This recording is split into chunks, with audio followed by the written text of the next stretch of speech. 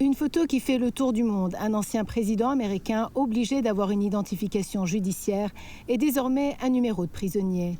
Donald Trump la publie sur X, anciennement Twitter, et écrit « Ingérence électorale, never surrender, ne jamais se rendre », qui est en train de devenir un nouveau slogan électoral pour aussi renflouer les coffres de sa campagne.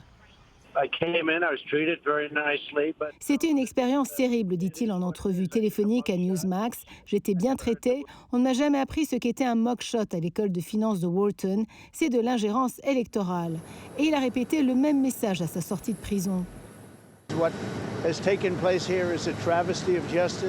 Ce qui s'est passé était une parodie de la justice, dit-il, nous n'avons rien fait de mal. Sa protégée et représentante de Georgie, Marjorie Taylor Greene, accuse la procureure Fani Willis d'instrumentaliser le système judiciaire. Nous lançons une enquête sur Fani Willis, dit-elle. On veut s'assurer qu'elle perde son emploi. Ce matin, les derniers co-accusés se sont rendus à la prison du comté avant la date limite de vendredi midi, dont le pasteur Stephen Lee. Il est accusé d'avoir intimidé une employée d'un bureau électoral et fait face à 5 chefs d'accusation. Jeffrey Clark, adjoint procureur général sous l'administration Trump, est aussi accusé d'avoir fait du trafic d'influence pour renverser les élections.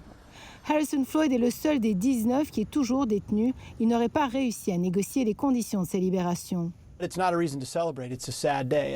Triste pour l'Amérique, dit-il. La prochaine étape est la comparution de Donald Trump prévue la semaine du 5 septembre, où il plaidera certainement non coupable devant un juge. Sa présence ne serait pas requise, ce sera à la discrétion du juge. La date du 23 octobre pour le procès a déjà été rejetée par les avocats de Donald Trump.